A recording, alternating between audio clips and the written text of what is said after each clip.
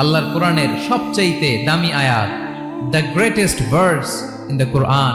উবাই ইবনে কাআব রাদিয়াল্লাহু তাআলা আনহুকে বিষ্ণু সাল্লাল্লাহু আলাইহি ওয়াসাল্লাম জিজ্ঞেস করলেন, উবাই বলো তো কোরআনের কোন আয়াতটা সবচেয়ে সেরা? উবাই জানেন, তারপরে বললেন